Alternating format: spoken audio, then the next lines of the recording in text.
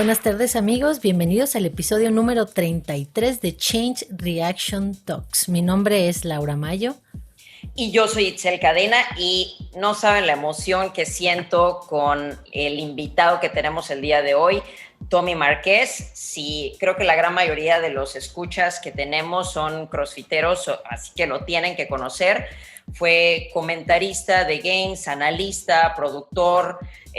Además ha estado, creo que es una de las personalidades, si realmente sigues el CrossFit, más imponentes en HQ. Entonces, siento yo una grandísima felicidad de presentárselos y de que esté aquí con nosotros y también nos pueda hablar un poquito de todo lo que está sucediendo atrás de CrossFit. Va a ser el podcast en inglés, pero pues ya después vamos a hacerle ahí el esfuerzo para darles los subtítulos. Welcome, Tommy. We're so happy to have you. How you doing? Doing all right. It's Friday. It's, the end of another busy week. So it's nice and sunny out here right now. So nothing to complain about. How's the pandemic treating you? It's been okay. All things considered, I have a lot to be thankful for. Still plenty of work. All my family's healthy. I've gotten a lot of quality time with my fiance. So that's been good too. That's great. Oh, yeah, I saw that. I was just listening to the podcast you had at the Brute Strength podcast. So I was kind of learning how you do, pop the question and all that good stuff. Yeah.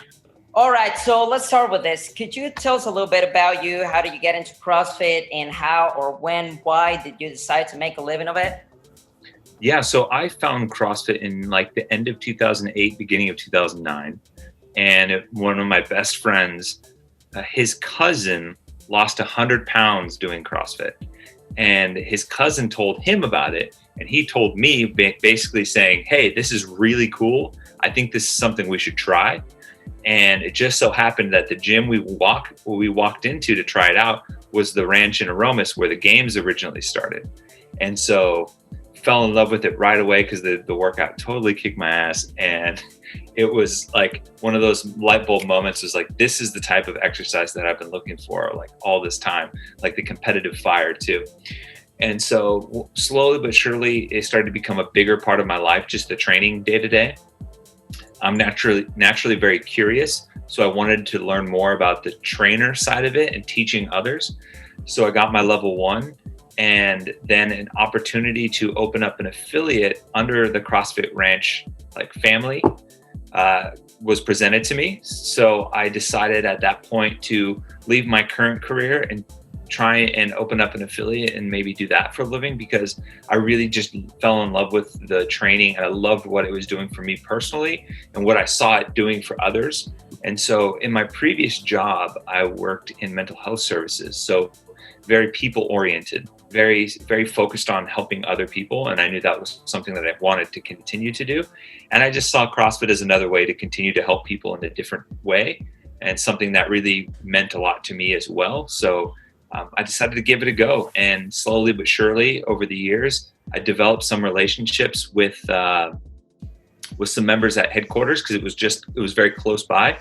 And eventually they offered me a chance to come help out on the media team because the company was still very young, still very small, and they just needed people that understood CrossFit to be a part of their media team, to be trained and learn and, become professionals in media. And I was in the right place at the right time. And so I took the chance.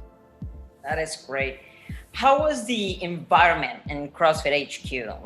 I want to get to the point where you got laid off. I heard all the story and everything. I want to hear it from you. But how was the environment right there in HQ? So I would say, I started at CrossFit. I started working at CrossFit as a contractor in 2011. So from 2011 to 2018, I worked for the company. And honestly, those are some of the best years of my life. I really enjoyed working for them. The collection, so the way HQ worked is that we had an office in Santa Cruz that our media team was based off. There was an office in San Diego that was kind of like a smaller office that only a handful of people worked in. And then everybody else was kind of scattered throughout the world that worked remotely. So there was the core group in the office were all fantastic people. the people, Rory McKernan, Pat Sherwood, Sean, Marcin Heber, who made all the movies, amongst like Mariah, who also made the movies, a ton of people, a good mixture of people too. They were all phenomenal human beings. And I loved it. It was like every day I woke up excited to go to work and happy to go to work. And that was basically how it was all the way up until we got laid off in 2018, when we kind of got blindsided a little bit by the fact that Greg and the powers that be that on the shots decided they just didn't want us around anymore. They just didn't see the value in what we did, and they decided that they wanted to take it in a new direction. It wasn't a direction that we necessarily agreed with, but after the games, they started laying off people slowly, and then it kind of became apparent that, like, with all the people around us getting laid off, that we were next in line, and that ultimately the people that were making decisions about our job didn't care about our jobs anymore and didn't care about the work that we did. So we just kind of saw the writing on the wall and knew that we were going to get laid off and that we were going to be next. And, one day we sitting at home, and I was actually at HQ working out in the gym when I got an email saying that I had to meet with our human resources, our HR department. And that basically meant that I was going to get laid off. And it was pretty heartbreaking. And and all of a sudden we were just cut loose, and we went from being on CBS on national television at the games to, a couple months later, just being laid off and, unemployed.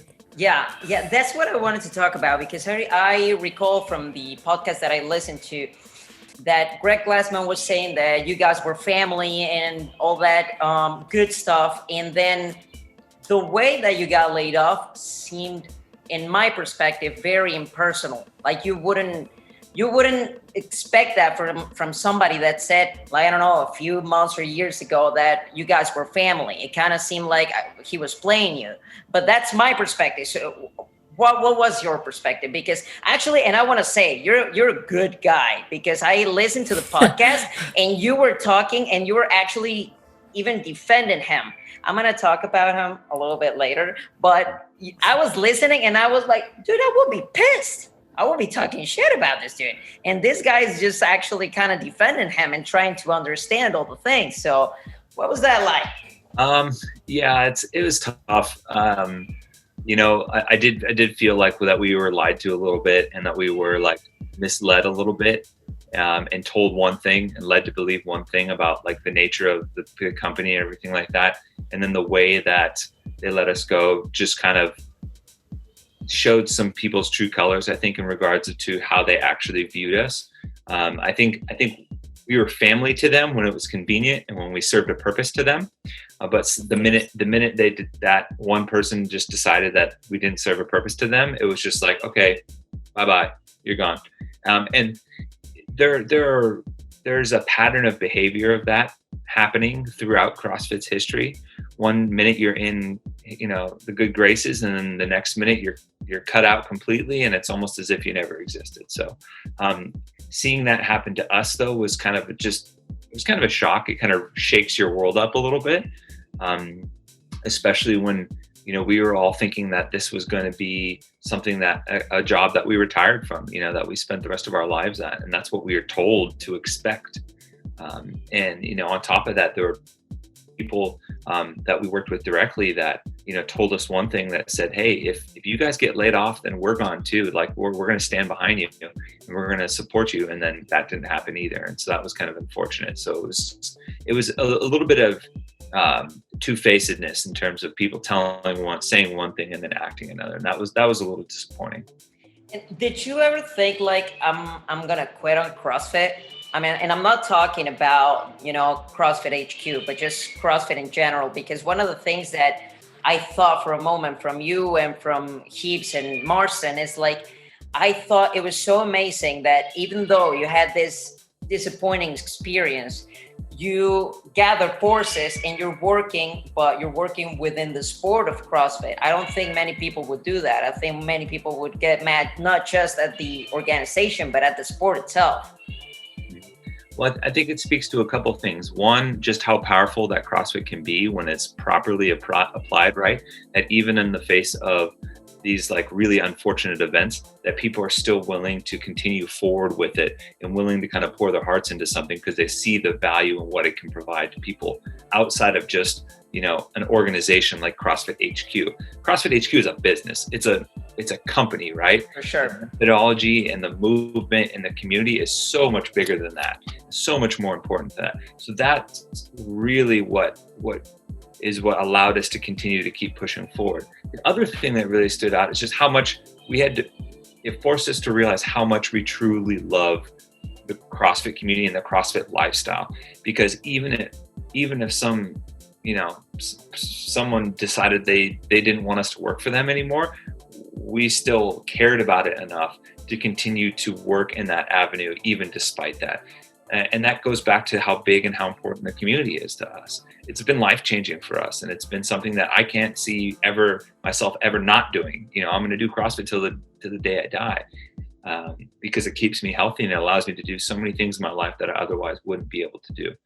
And so I think there's value in continuing to pursue that, even if that means not continuing on with the CrossFit as an organization, or doing some of the same things that I did before, but that's okay. Now, I heard about the laying off and all that way after the Brazil regional. And from the interview that Greg Glassman had, I think it was with Armin, he was saying that it started with the Brazil regional, which now that I kind of put all the things together, I see that it's not what happened.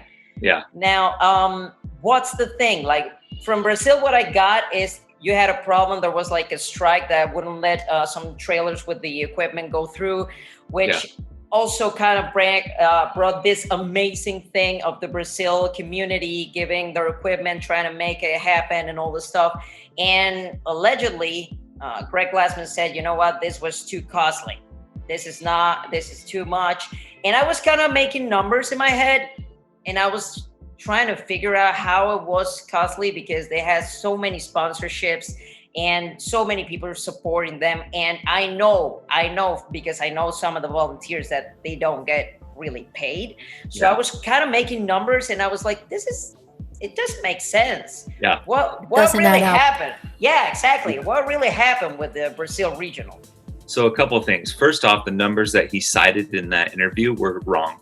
He made those up. Those weren't. I've seen the actual numbers. I've seen the balance sheet and the spreadsheets that have the final numbers of what it costs, and it wasn't even close to that. That was just some. He was using that as he picked a number and used it as an excuse. The other thing was that what he was purposefully ignoring was the beauty of what happened at the Brazil Regional. There was a truckers' strike that didn't allow any shipment of goods coming in or out of the city in that area. So all of the equipment, a lot of the signage, and a lot of the bells and whistles, the things that would make it look really good, weren't allowed into the city. And what happened then was a ton of people working around the clock, a ton of affiliates pitching in, kind of almost like a potluck is? A potluck meal where everybody brings a dish to the meal and everybody gets there. It's like a Mexican tradition, actually. It's like kind of, that's kind of how it was. Everybody got to bring in a little bit and contribute to this event. Now all the affiliates around, and then everybody got to celebrate using that. And they had to adjust a few things, but it was really kind of more a story of how resilient the affiliate community was in Latin America to be able to like rally and make that happen. And instead he chose to make up some number that would just make these decisions based cost, and that wasn't really the case. Like I think he threw out the number that it cost him $1 million to run that. That's not true. It barely cost half that. So I know the people. I actually had seen the balance sheet when that happened, and when all the numbers came through towards the end of the season, I actually got to physically look at it, and it wasn't true. Yeah, that's exactly what I thought. Now, tell me something. Why do you think this whole shift happened? Like, in my perspective, and I'm saying this as myself, I see it as a thing of ego. I see it like, because you know what, Greg Glassman, if you are into CrossFit for like a lot of years, you're going to know who Greg Glassman is. If you're new to CrossFit, talking 2, 3, maybe 4 or even 5 years, you don't know who that old man is. And you know what? Something that always bothered me is that he did not look CrossFit. I was like, I love CrossFit. I love everything about CrossFit, but you don't look like CrossFit. So then it happened, all this thing. And he's saying, you know what? I don't like people that relate the games with CrossFit because you get scared. And I was like, I don't get scared of playing basketball if I watch the NBA. Yeah. In fact, it's kind of, that's like, it inspires you. It's aspirational. So now you bring me a bunch of videos of old people doing workouts at the sofa, and it just doesn't make sense. It doesn't make sense. It's not exciting. I was waiting for the update show. I was waiting for, Road to the Games, all that good stuff that we all love. And it turns out that's not CrossFit. Why do you think it was? It was ego. Yeah, I mean, it was ego. This is, so here's the thing. Both of those ideas can be true at the same time. People can look at the games and be intimidated. If you're someone that's overweight and you're just looking to try and get your health back, the games can be a little bit intimidating. At the same time, you can also look at the games and be inspired and get curious about CrossFit and go to CrossFit.com and see everyday people. During the games, we ran commercials of people that were 100 years old doing CrossFit, of people that had lost 200 pounds doing CrossFit. Well, he only saw what he wanted to see there in that instance and used it as the prime mover. Now, granted, there are things, improvements that could have been made to improve the health message, to market CrossFit to everyday people that want to get in the gym and get healthy. And that is something that is very important. However, that shouldn't mean just absolutely cutting out one side of the company just because, you feel like there's an improvement. That doesn't make any sense. And the analogy that I used was that Greg really wanted to focus on the health side. Dave and Castro and our team was very focused on the game side. Yep. It was like 2 kids playing in a sandbox, right? Each kid is making their sandcastle. Dave was making his sandcastle, the game sandcastle, right? And he made this big, beautiful sandcastle. And Greg, meanwhile, was trying to build the health sandcastle, wasn't really doing anything. And he looked over and he saw how nice Dave's games sandcastle was. And instead of being like, hey, how do I build that myself? And so we can have 2 big sandcastles, he got jealous and just knocked the other sandcastle down. So now that we were back on an even playing field. And that's really what happened. And it's unfortunate. And it's just when ego got involved, and I think it was just a point where that really demanded that it was a point where made a lot of people realize that CrossFit as an organization needs to evolve and needs to improve. So. Yeah, I do get that. Now, who made the decisions of the changes? Because what I've heard is that Dave Castro does not like the changes. From what I've heard, you don't like the changes. Honestly, I don't like the changes. No, yeah. Honestly, I don't like it. And you know what? I get the fact that you get a lot of people, a lot of competitors, and it's super cool and all that good stuff. But one thing that stood out is like from the podcast that you were at with Dave Castro, he said something so important. He said, being a games athlete means something. You don't get a prize just to participate. So if you bring a bunch of people, and you know what, the ceremony, it was very nice, it was very pretty, but also the fans, in this case me, I was pretty much waiting to see, Matt Fraser, Tia, Bukowski, all that good stuff. So yeah, before, if you said I'm a games athlete, it's just like you're in this pedestal. And now it's like, who even cares? Yeah. There's like 200 people out there. So who made those decisions? Because I don't see it happening from the people that I know that are games people like you or Dave Castro. Yeah, it definitely wasn't those people. It was more so, I think, Greg and some of the people that he had around him in his inner circle trying to find ways to change things up and basically shrink CrossFit HQ and the influence that they had over the sport. And by doing so, shrink the sport as well. I will say this, I wasn't the biggest fan of the new system and the changes. However, I do think there were some really good things that came from it. And like the sanctions? Yeah, in providing other people opportunities to be able to run events and be able to kind of develop people talent-wise in the events and sports side of things. So now, because of the sanctional system, you have a collection of people throughout the world that can host a really good event, that can program a really good event, that can gather quality judges and get quality event staff, and be able to kind of stand on their own from an event side of things. So in the event that CrossFit needs help, they can lean people. It's basically like developing talent a little bit, if you will. Now, the one big knock on that system was that it wasn't a clean system. It was very confusing, and it didn't flow well. And the old system was very clear and very easy to understand as a fan, as anyone that wanted to get involved. You started at the Open. If you were good enough, you went from the Open to regionals. And if you were good enough at the regionals, you went to the games. And everybody had their region that they had to compete at. And it was very clear how you got there. And that made people excited. Like, even here in Latin America, I got the opportunity of competing in 4 regionals, and I knew I wasn't going to the games. But for me, that was the games, and it was very exciting. And I was with people that I knew that I was going to be pretty much at the same level or not so very different. And it looks so very different at the games. Like, when you see these people that are national champions, and don't get me wrong, I know they're super fit, probably much more fit than me, but the difference was gigantic. From heat 1 to heat 4, it was very, very big. Mm-hmm. So that's why I didn't understand, why did you take this away, that it was so much fun? And even I think it was so much more fun for a lot of people, because there's a lot of people that used to go to regionals and then they couldn't go to regionals because it was just, you get the national champions and that's it.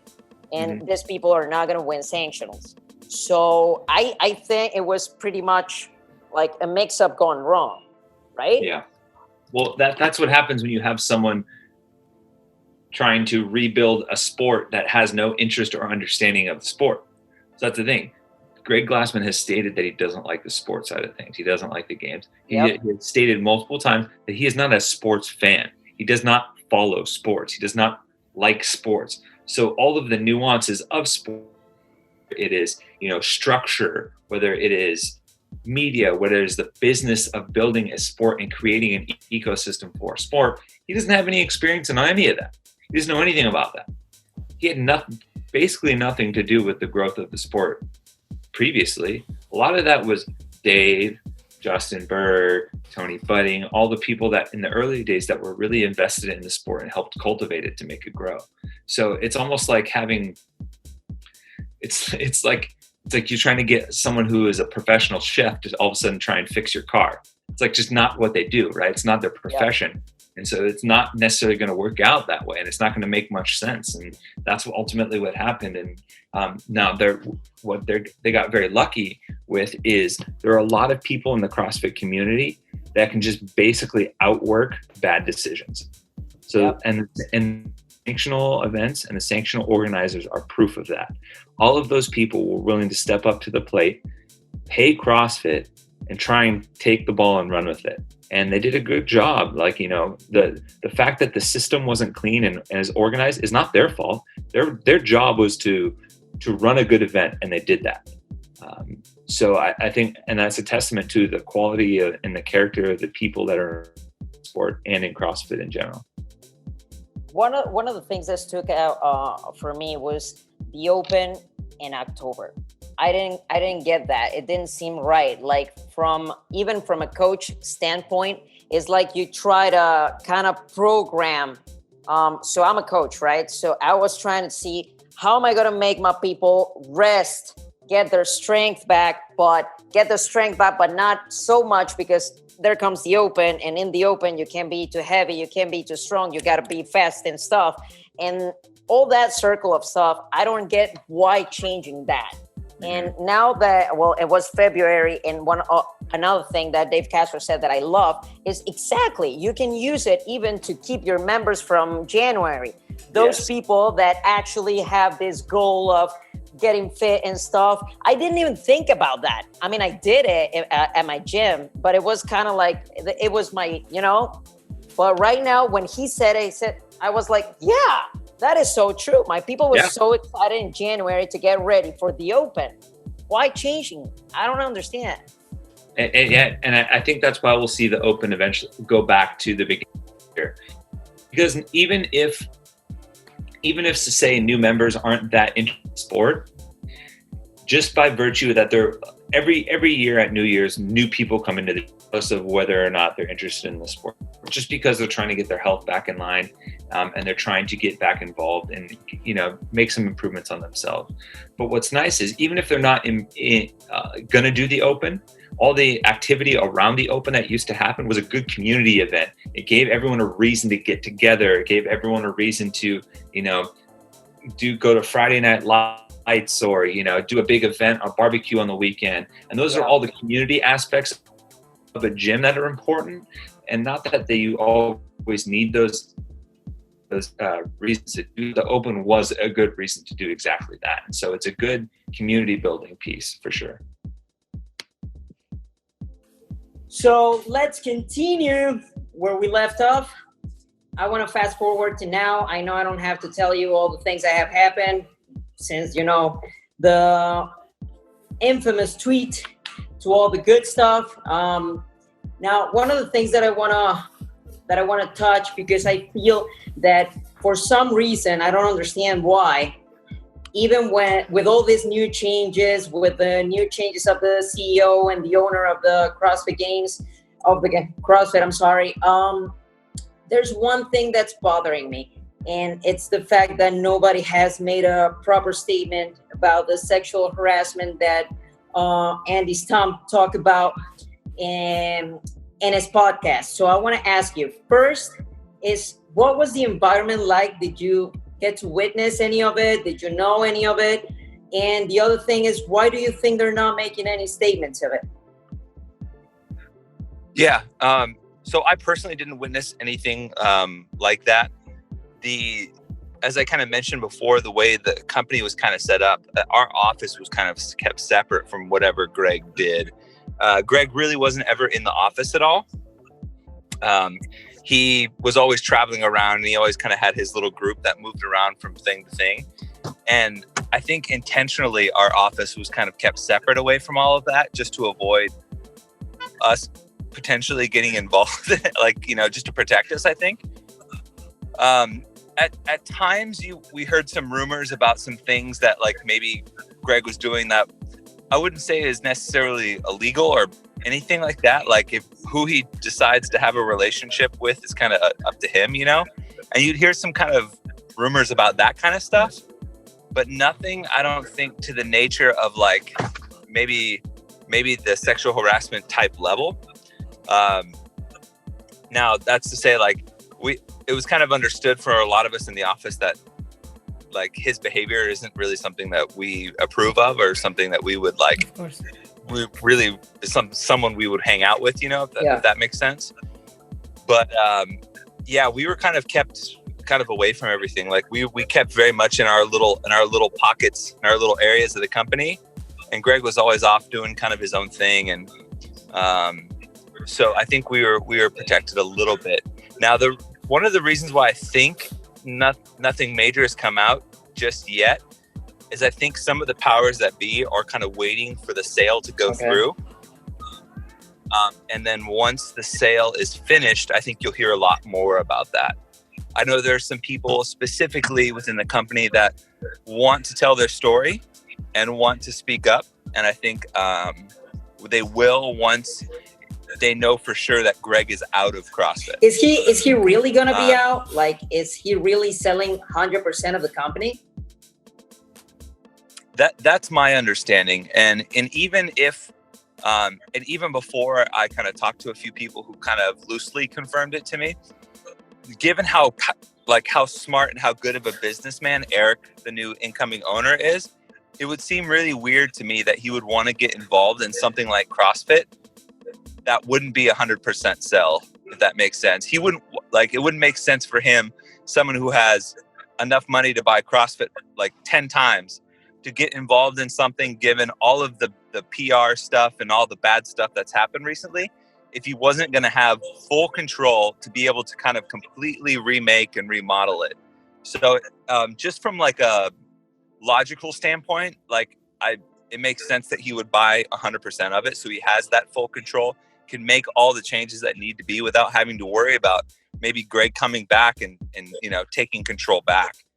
But then beyond that, just in my talks with everyone, it's the sale is, intended to be 100%. So, but yeah, it's unfortunate. It's really sad. A lot of the things that have come out, especially just because, a lot of people and myself included, at certain points throughout our career looked up to Greg because he created CrossFit, and because CrossFit has been this very powerful thing in our lives. And it hurts to know that the person that created something that has had such a big positive impact on us is out there doing these things that have had a horrendous negative impact on others. And you feel really torn in two directions, right? And one of the things I said on my podcast is we can take the methodology and leave the person behind. We can say thank you for what you created, but the behavior and the things that you have done, we can't stand for anymore. And I think that's where a lot of people are, and that's where I hope a lot more people will come to as the sale goes through. But yeah, there's I've spent a lot of time thinking about, did I witness anything, and was there anything going on around us that we could have been better about? Myself and Sean, my partner in the podcast, we've been thinking about that constantly, and maybe there was a comment here or a statement here or something that was said here or there that maybe we could have been better about. But for the most part, I feel like Greg and his group and the group that he ran with were kind of off doing the things that they did. And we would really only see him a few times a year at big events and things like that. And other than that, we didn't really spend much time around him. Yeah, that's one of the things that I was wondering, because I've heard all the podcasts, I've read all the things, and that's one of the things that actually I was talking to Laura about, is the only thing that has stood out. It's like they're talking about everything. I guess they kind of apologize for the tweet, but nobody's talking about the sexual harassment. And the only person that I saw actively talking about it was Maddie Myers, and she got blocked.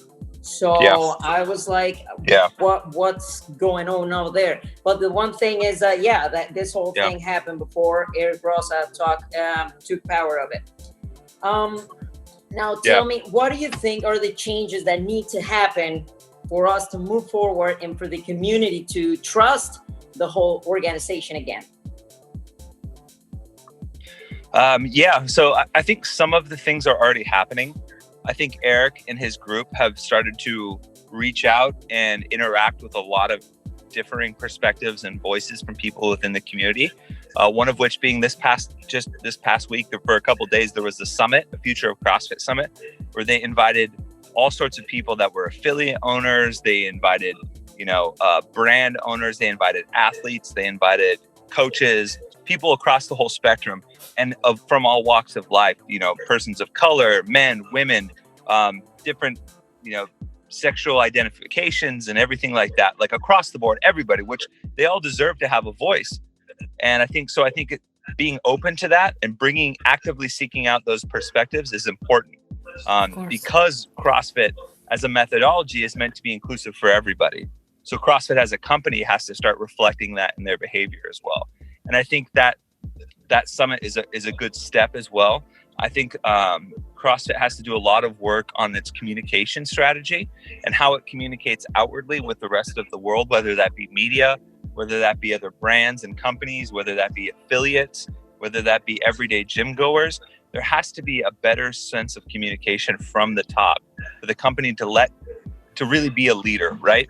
You've never heard of someone being a quiet leader, like a really good leader that's just been quiet and never said anything, right?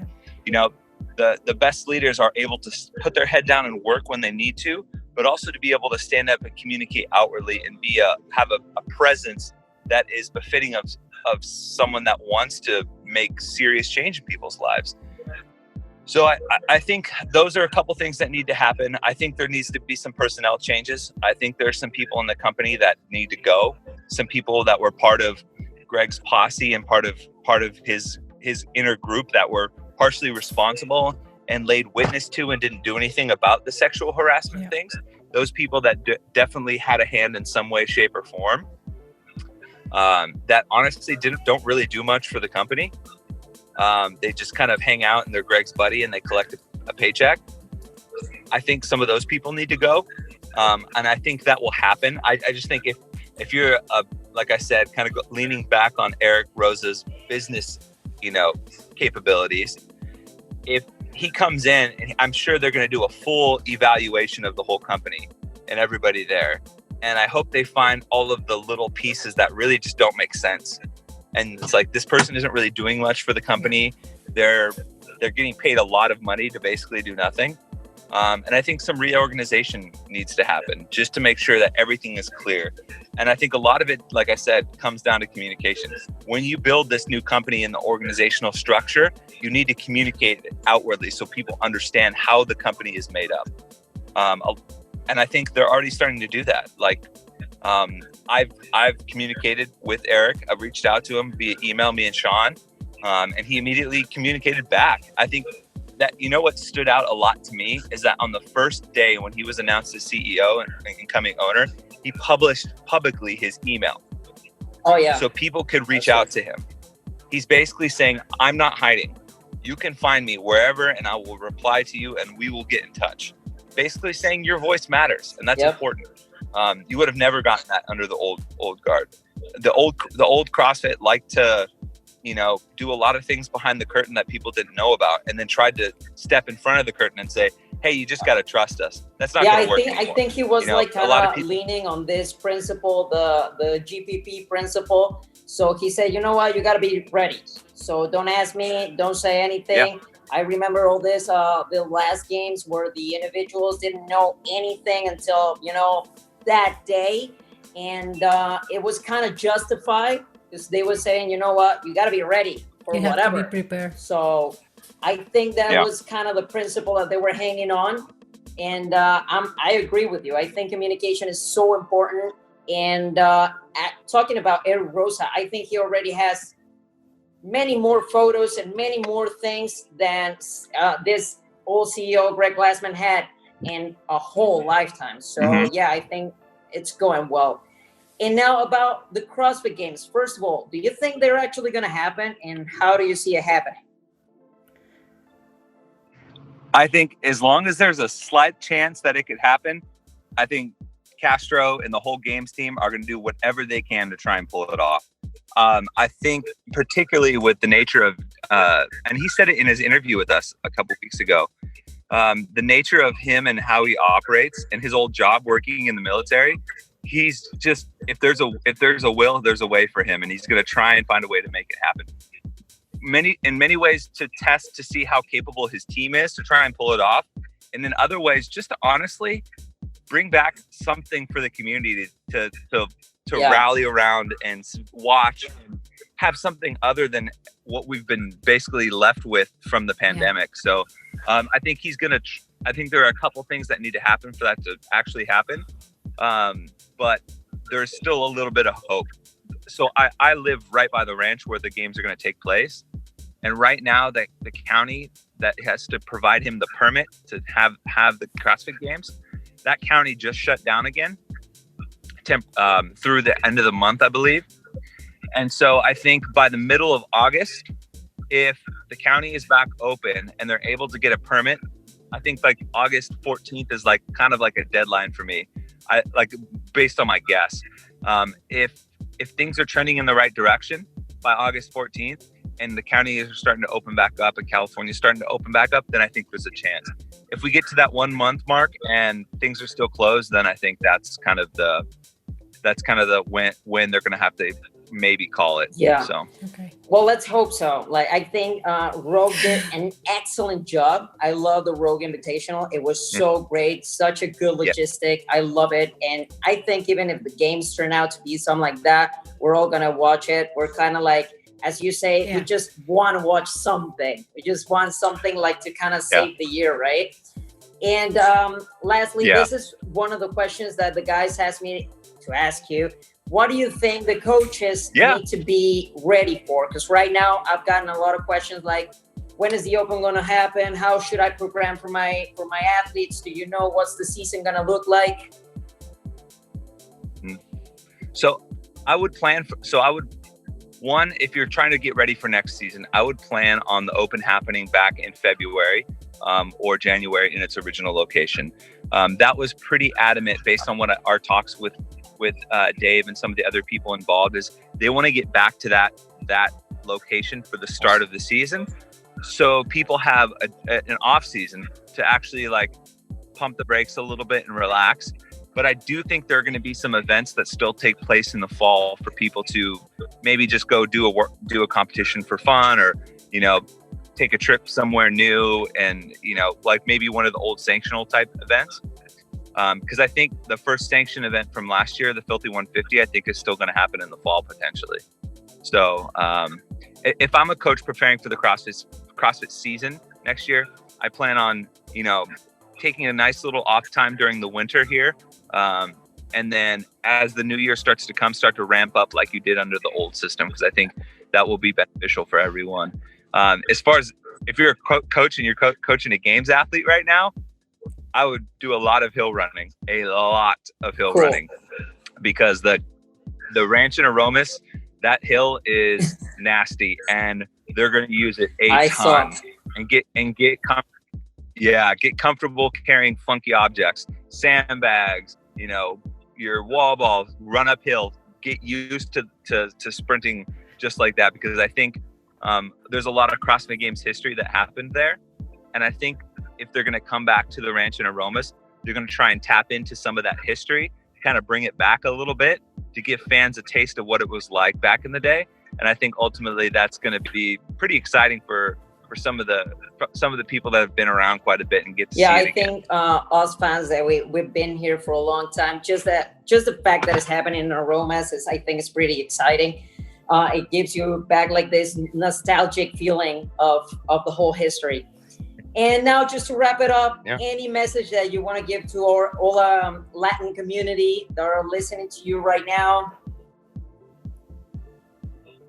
Well, I know that it's especially in Mexico right now, and other areas in Latin America, they've had some really tough times with the pandemic. Yeah.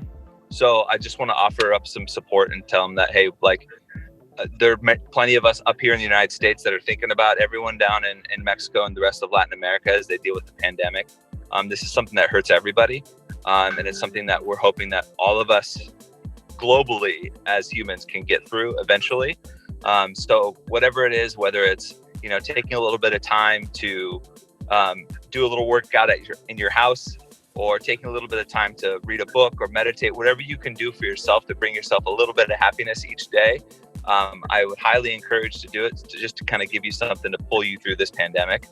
And then beyond that, you know, I hope Latin America knows that CrossFit and the greater CrossFit community has them in mind when we think about the growth moving forward. I know it feels like a lot of CrossFit can be US centric, but I know in talking with people that there are plans to, not only from the affiliate representation program that they started, as well as other things, to start to work on becoming a bigger global brand and having a bigger presence for all of those people to represent them. So